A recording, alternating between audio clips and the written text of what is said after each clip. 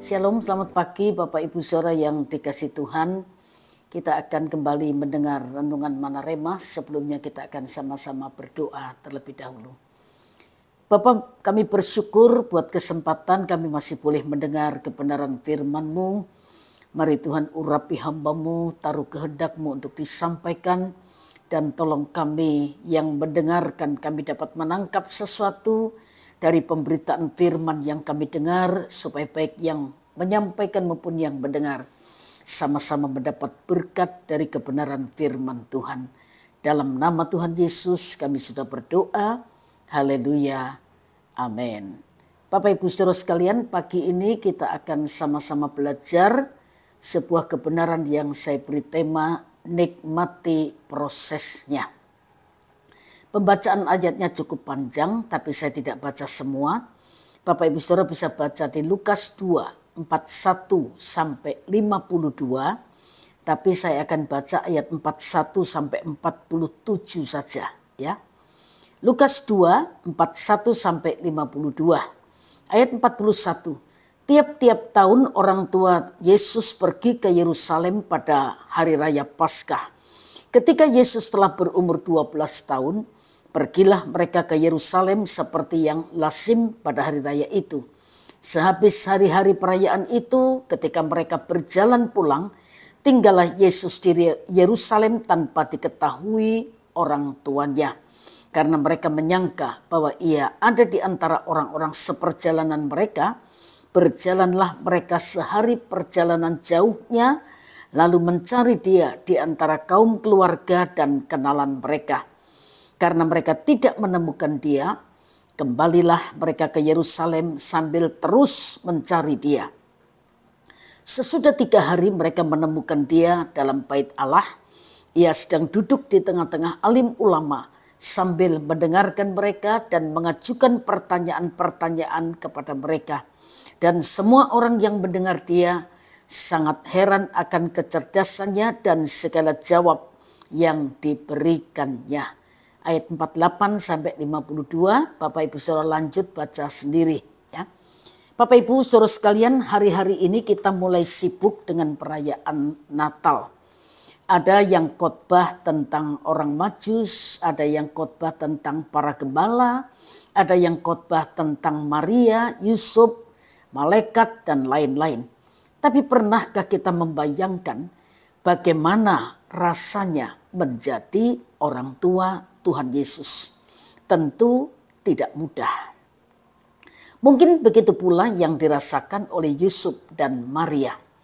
Perjanjian Lama menyatakan bahwa seorang laki-laki Yahudi harus menghadap hadirat Tuhan sebanyak 3 kali dalam setahun, yaitu pada hari raya roti tidak beragi, hari raya 7 minggu, dan hari raya Pondok Daud.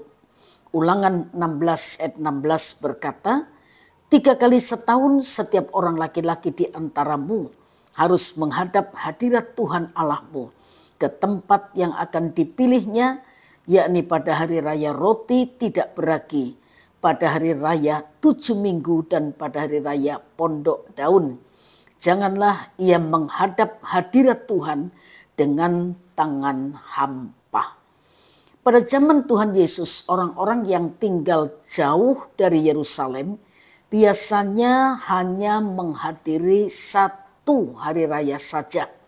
Pada waktu itu Yusuf dan Maria harus melakukan perjalanan sekitar 80 mil jauhnya ke Yerusalem untuk merayakan Paskah. Saat itu Tuhan Yesus pergi bersama dengan Yusuf dan Maria. Kita tidak tahu apakah ini perjalanan pertama Tuhan Yesus atau bukan, tetapi yang pasti menyenangkan pergi ke kota besar untuk sebuah perayaan. Sesudah perayaan selesai dan mereka dalam perjalanan pulang, barulah Yusuf dan Maria menyadari bahwa Tuhan Yesus tidak ada bersama-sama dengan mereka. Ayatnya sudah kita baca tadi, ayat 44 sampai 45. Kalau kita pernah merasakan kehilangan anak, kita tentu tahu bagaimana kepanikan yang muncul Pikiran kita akan dipenuhi dengan bayangan-bayangan yang terburuk. Mungkin diculik, mungkin mengalami kecelakaan, atau bayangan lain yang berujung buruk, yaitu tidak akan bertemu lagi dengan anak itu untuk selamanya. Maka kita juga bisa membayangkan perasaan Yusuf dan Maria saat menemui Tuhan Yesus di bait Allah. Mungkin campuran antara rasa lega karena sudah bertemu dengan Tuhan Yesus, sekaligus rasa jengkel dan marah. Nah, respon Tuhan Yesus kemudian tidak dapat dipahami oleh Yusuf dan Maria. Tetapi kisah ini dan khususnya jawaban dari Tuhan Yesus memperlihatkan bagaimana hidupnya sebagai manusia dan sebagai anak Allah yang menggenapi kehendak Bapa. Dan bagi Allah yang berinkarnasi menjadi manusia adalah penting untuk bertumbuh secara manusia, baik fisik maupun kerohanian, dalam rangka mempersiapkan diri untuk pelayanannya 18 tahun kemudian.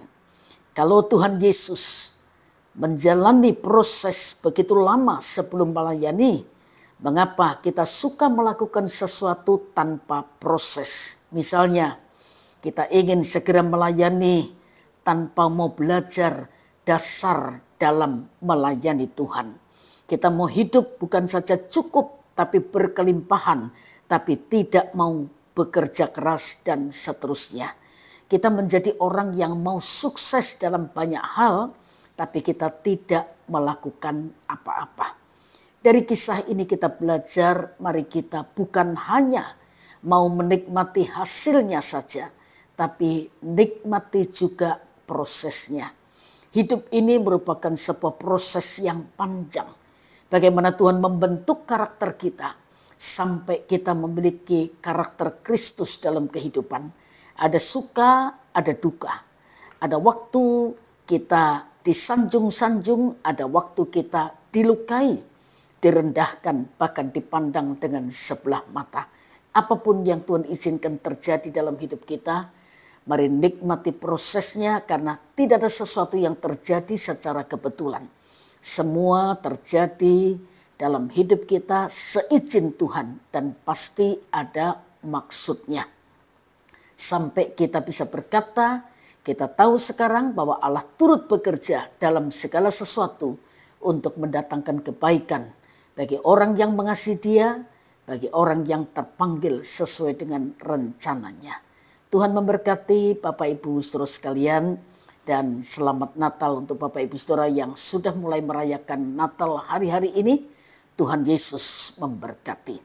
Tapi dalam perayaan Natal, jangan sampai Yesus yang hilang sementara kita sibuk dalam perayaan itu. Mari kita sama-sama berdoa. Bapa, bersyukur buat kebenaran firman-Mu yang terus mengingatkan kami, agar dalam kehidupan ini yang kami sadari kami diwarnai dengan suka dan duka, kami juga mau menikmati prosesnya, agar rencana Tuhan yang indah terjadi dalam kehidupan kami. Tuhan, tolong perayaan Natal yang diadakan di mana-mana, biar Yesus Raja di atas segala raja itu sungguh-sungguh diagungkan dalam perayaan Natal dan tidak hilang dalam perayaan itu. Berkati semua yang sudah mendengar kebenaran ini, dan biar Roh-Mu yang kudus penolong itu menolong kami, memampukan kami untuk melakukan kehendak-Mu. Berkati apapun yang akan kami lakukan sepanjang hari ini, kami percaya ketika tangan-Mu yang penuh kuasa itu memegang tangan kami, maka apa yang kami kerjakan, Tuhan yang membuatnya jadi berhasil untuk kemuliaan nama Tuhan. Dalam nama Tuhan Yesus Kristus kami sudah berdoa.